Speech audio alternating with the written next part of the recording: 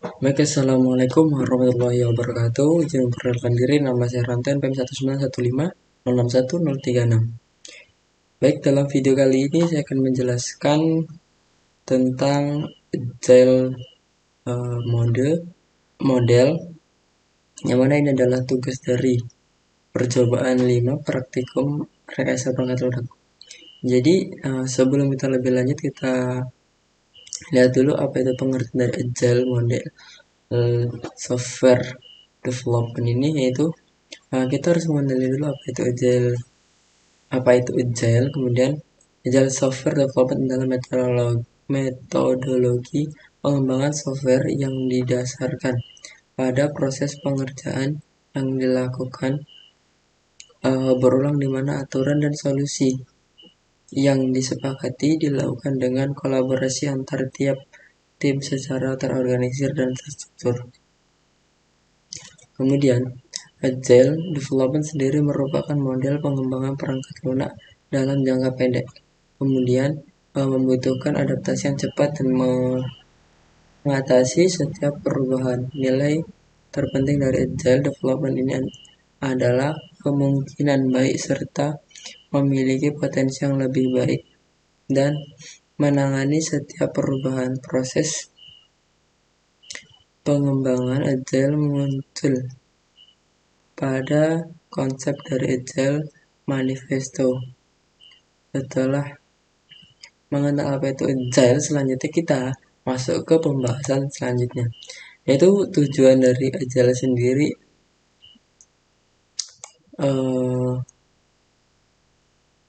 Ada 7. Yang pertama itu high value atau work app system. Tujuan pertama itu untuk menghasilkan sebuah perangkat lunak yang memiliki nilai jual yang tinggi serta dapat menekankan biaya pembuatan, dan terpenting adalah dapat menghasilkan produk yang berkualitas dan baik. Jadi bisa menghasilkan produk yang bagus dan bisa meminimalisir biaya atau mengecilkan biaya. Kemudian yang kedua adalah iteratif incremental evolutionary. Agile merupakan model pengembangan yang dilakukan secara interaktif berulang-ulang dan dapat mengalami perubahan apabila diperlukan. Dapat diberikan bahwa metode ini paling fleksibel dan dapat digunakan pada proyek pengembangan jangka pendek. Kemudian yang ketiga adalah cost control and value driven development. Itu proses pengembangan perangkat lunak dapat disesuaikan dengan kebutuhan dari pengguna user. Kemudian tim development dapat mengontrol biaya dan waktu yang diperlukan untuk proses pengembangan software sesuai dengan kebutuhan. Yang keempat adalah high quality production. Kualitas dari produk perangkat lunak tetap dijaga dengan baik meskipun biaya yang waktu yang diperlukan terbilang sedikit.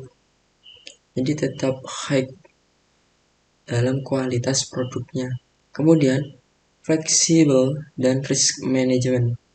Fleksibel di sini dapat diartikan dengan pertemuan dengan klien yang dilakukan siapapun fungsional dari perangkat yang terjaga. Yang terpenting dalam minimalisir kesalahan program maupun produk sebelum melakukan proses development aplikasi. Jadi melakukan pertemuan dengan klien dulu, kita ngobrol, komunikasi apa yang dipinginkan sih oleh klien tersebut. Jadi itu adalah awal perencanaan. Kemudian collaboration. Proses kolaborasi ini dilakukan oleh setiap tim pengembang untuk mendiskusikan feedback yang diberikan oleh klien, sehingga perlu adanya koordinasi baik antar tim development. Kemudian self-organizing,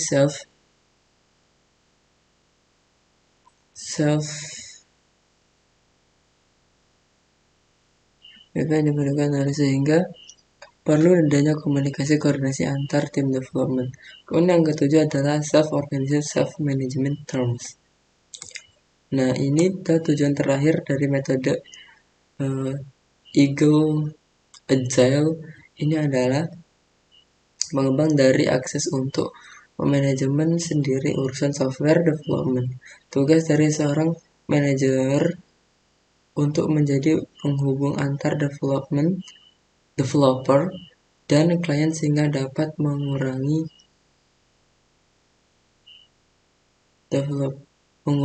terjadinya miscommunication.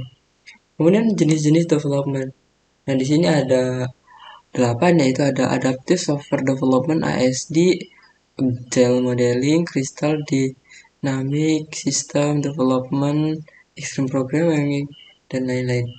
Kemudian manfaat dari Agile adalah manfaat menggunakan metode sendiri dapat dirasakan ketika hanya dari sisi penggunaan Agile, kalian dapat memberikan feedback pada tim development untuk mengembangkan atau mengubah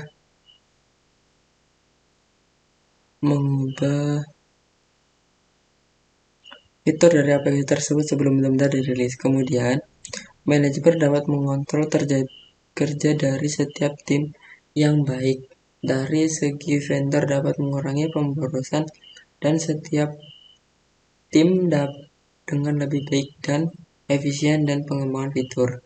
Kemudian dan manfaat terakhir yaitu di sisi developer sendiri dapat meningkatkan produktivitas tiap departemen karena setiap tim dapat dilakukan dengan mengerjakan tugas tanpa perlu harus menunggu tim lain menyelesaikan tugasnya. Kemudian kelebihannya adalah proses pengembangan perangkat lunak membutuhkan waktu yang relatif cepat dan tidak membutuhkan resource yang besar.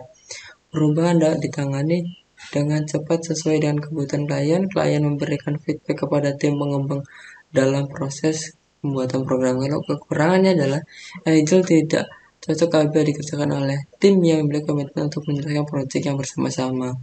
Kemudian metode Agile ini kurang tepat apabila dikerjakan dengan jumlah tim skala yang besar atau lebih dari 20 orang karena tidak efektif nantinya.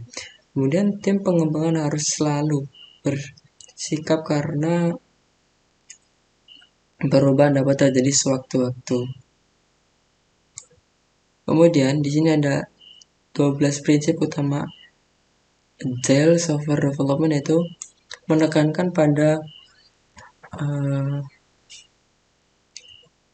kepuasan dari klien, kemudian menerima segala bentuk perubahan proses, kemudian menghasilkan produk perangkat lunak yang dibuat, terjadinya proses kerjasama antar pihak, kemudian membangun suasana lingkungan berisi orang-orang bermotivasi tinggi, komunikasi secara langsung, kemudian software yang bekerja dengan baik.